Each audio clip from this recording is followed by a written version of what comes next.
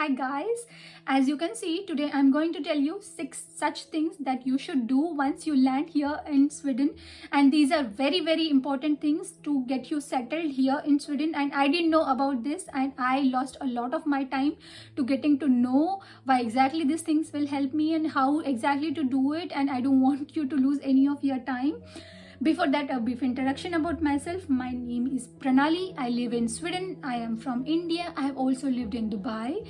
And on this channel, I am sharing my experiences of living in Sweden and my journey and my learnings. The very first thing you need to do once you land in Sweden is to get your personal number. You have to register yourself with the Swedish tax agency, which is a Skatteverket. You can watch this video, you can go through the link and you can watch this video how exactly you can do it, how exactly you will get a personal number. And to get a personal number, you need to have a valid visa which is more than a year. If you have a visa which is only for a year or less than that, then you will not get a personal number. In that case, you will get a coordination number. Benefits in case of coordination numbers are very limited compared to the personal number. Once you have personal number, you will be part of Swedish population. Government will know that you are here in Sweden and you are part of the population, you are paying the taxes, so that they will give you benefits. So you will get a healthcare benefit, you will get the educational benefits, or any other kind of benefits that a normal Swedish citizens gets. You will also get that benefit. So to get that benefit, to avail those benefits, you need to have a personal number. Please watch this video to understand how exactly you will get the personal number. The second important thing comes is having a bank account and bank ID. So bank ID works in many of the cases, many of the website as your digital verification. So if you enter your bank ID and you will get a security code, so once you enter that security code, your identification gets complete, it's verified. So it's very important that you should have a bank account and bank ID. But if you're a dependent, so sometimes it might get tricky because banks might not accept your application. That happened with me. Though legally, if you have a personal number, you are completely allowed to open a bank account and banks should not deny your application.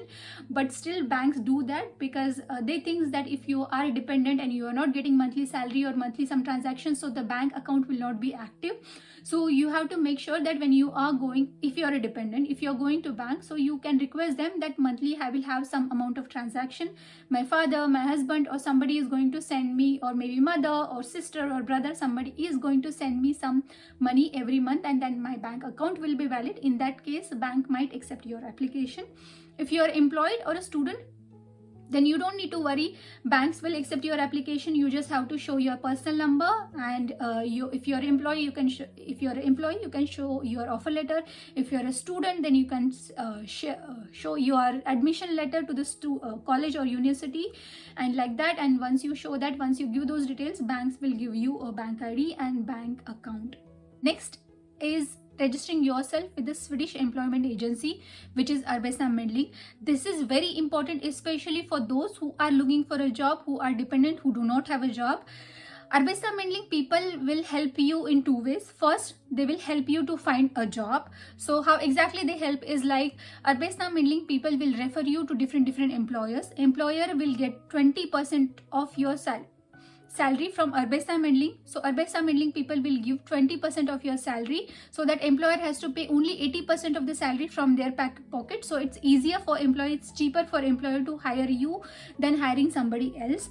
Second, Arbetsförmedlingen people will also give you unemployment benefit. Like suppose I have registered today, and after 14 months of searching a job, if I do not get a job, then Arbetsförmedlingen people will give me a unemployment benefit. So to avail that unemployment benefit, you have to be registered with Arbetsförmedlingen.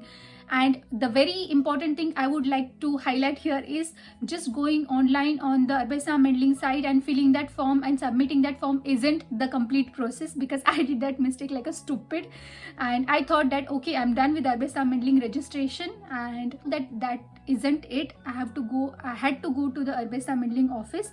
I went there, I took an appointment with the Arbetsförmedlingen team, and I gave complete details of mine, what's my education, what background I belong to, what kind of work I'm looking forward, what was my work that I did earlier, what experience I hold.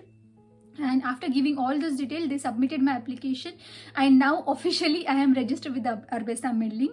So you make sure that you go to the nearest Arbesa Middling office, you book an appointment, you get a call, and on that call you have to explain all your details. So once you give your details, so you will be registered with the Arbesa Middling. So make sure that you do this process. So the next important thing comes is registering yourself to SFE, learning Swedish language. It's very, very important that you learn the language, especially if you're looking for a job. So you should know, and especially the unskilled job, so you should know Swedish, because there are so many employers who look for people who can speak Swedish. And if you speak Swedish and English, it's all the more important, your chances of getting job increases. So it's very easy to register yourself or to enroll yourself with SFE. Actually, it's SFI if you spell it, but when it comes to Swedish, so I is pronounced as E, so it becomes SFE. So you can just Google in area, like if I live in Stockholm, so I had to send a mail as sfi@education.stockholm.se. So I have to send my details like personal number, my background, what education I have done, what language I speak. So you give all the personal details to them, and they will give you schedule. Like if you are working, so they will give you evening classes schedule. If you are not working, so they might give you full-time classes, like 5 days a week classes schedule. So based on your education, based on language you speak, they will enroll you, they will suggest you to enroll yourself in either of the classes, either of the schedule. So based on your capability, based on your education, they will give you a schedule, and you can choose either of the schedule, either it's online or offline. You can choose either of this, and you can enroll yourself to SFE. So please make sure that you learn the language. It's very, very important to know Swedish when you are living in Sweden. Though everybody speaks English, but there are so many websites, there are so many words like Arbesta Middling. You don't know what exactly Arbesta Middling is. Arbesta in Sweden means, in Swedish means work. So it's related to your work, so it's related to your employment. So to understand all these words, to understand all these things, you should know Swedish. Now next important things comes is registering yourself, being part of public housing queue. So what exactly this is, in Sweden, if you are renting a house, so there are two types of contract, first hand contract and second hand contract. So what exactly this first hand contract and second hand contract, I have explained in this video in very, very detail, so you can refer this video. So just to give you a brief idea, through if you get a rented house through first hand contract, you don't have to renew your contract every year. You can live in that house forever.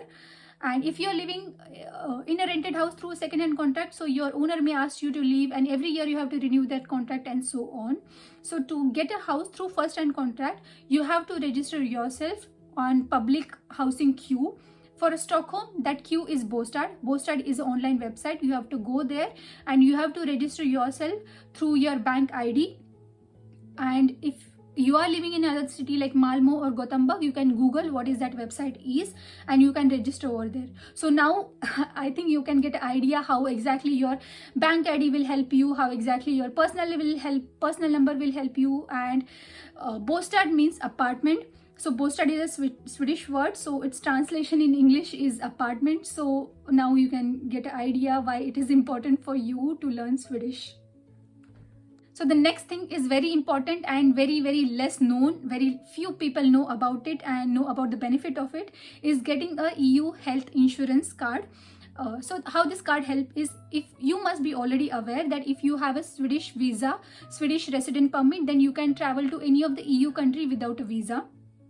And this EU health insurance card will help you to get a insurance benefit in any other country. Like if I'm going to Germany and I fall sick or I fall ill, then I can go to hospital and I can get that insurance benefit what I get it here in Sweden. So this EU health insurance card will gives me an advantage to get the same benefit what I'm getting here, healthcare benefit here in Sweden, in Germany also, or in any other EU countries wherever I'm going or I fall sick. So it's very important that you register yourself at Forsäkring and you will get that EU health insurance card. It takes a lot of time. There is a long queue, like it might take 6 months. It took 6 months for my husband to get that EU health insurance card. I still didn't get it, though I have registered it there, but I didn't get it still.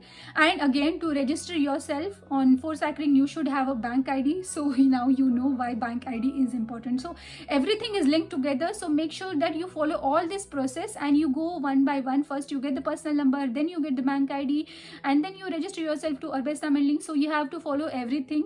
So make sure that you do this process and get into the system. Thank you so much guys for watching till here, and if you have anything to say to me, please write me back in comments box. I would love to explore it. And thank you for watching till here.